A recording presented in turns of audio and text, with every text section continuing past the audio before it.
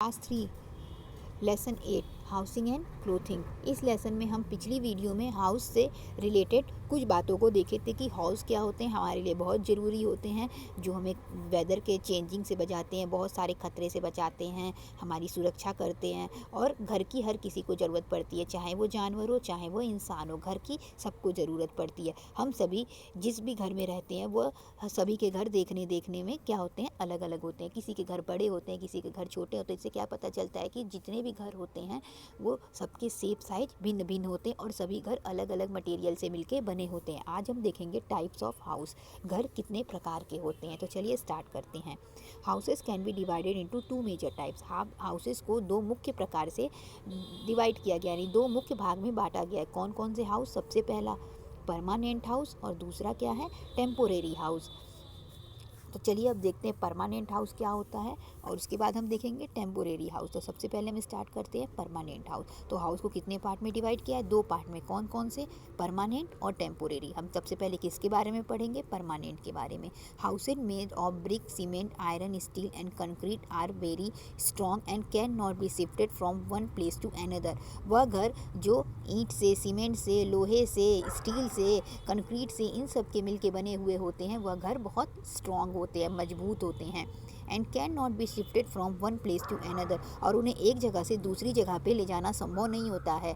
जो भी घर होते हैं जो सीमेंट से बने हों, ईंट से बने हों, लोहे से बने हों, स्टील से बने हों, इन सब से जो भी घर बनते हैं वो क्या होते हैं? मजबूत होते हैं और उन्हें एक जगह से दूसरी जगह शिफ्ट नहीं किया जा सकता। उन्हें जहाँ बन जाएंगे वो वहीं पर रहेंगे।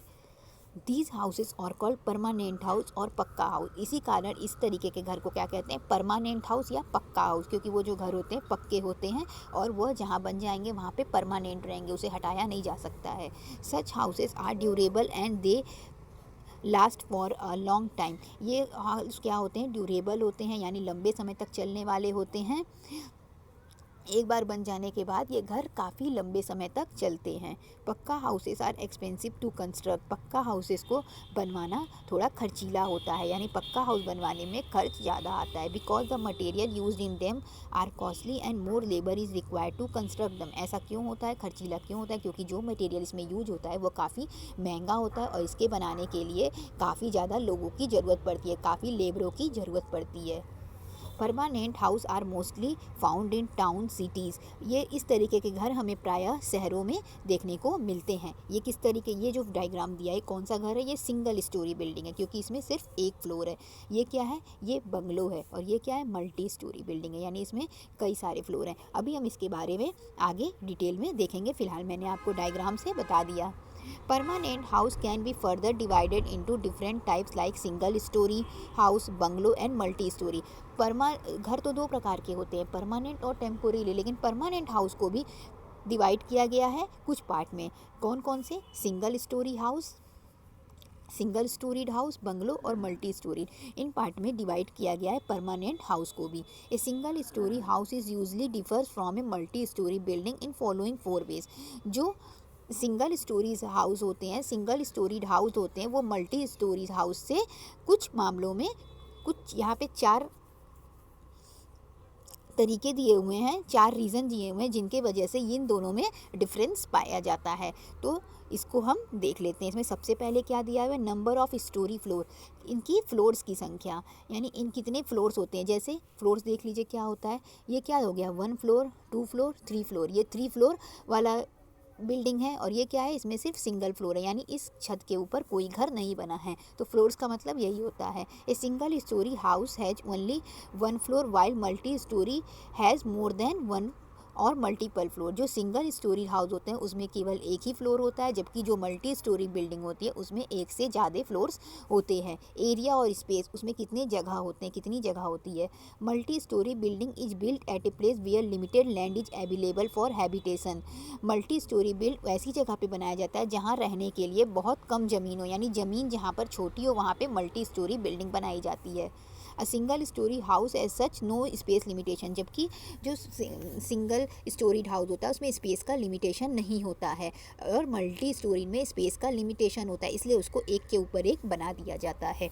नंबर ऑफ फैमिलीज लिविंग, उसमें कितनी फैमिलियाँ रह सकती हैं। ए single storey house is build only for one family, single storey house में केवल एक ही परिवार रह सकता है, एक ही परिवार उसमें सिर्फ रह पाएगा। A multi storey building accommodated many family, जबकि मल्टी स्टोरी बिल्डिंग में कई सारी फैमिलियाँ रह सकती हैं। कैसे? क्योंकि ये सिंगल फ्लोर है तो इसमें एक ही परिवार रह पाएगा, लेकिन इसमें क्या हो सकता है, इसमें 3 फ्लोर दिखाई दे रहे हैं तो इसमें 3 फैमिली रह सकती है, तो यही डिफरेंस होता है। Multi storey building are constructed by builder and they sell them to the people, multi storey building का निर्माण बिल्डर द्वारा किया जाता है और साथ ही साथ इसको लोगों को बेचा जाता है। Single storey is generally build by the owner and he and his family lives in it, जबकि सिंगल स्टोरी का निर्माण जिस व्यक्ति की ज़मीन होती है वो खुद वहाँ पे घर बनवाता है और उसमें अपने परिवार के साथ रहता है।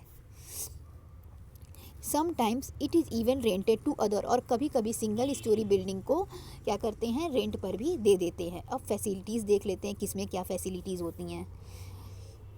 Resident of most multi storey building have facilities within complex like park, within the complex like park, swimming pool, shopping complex, recreation center.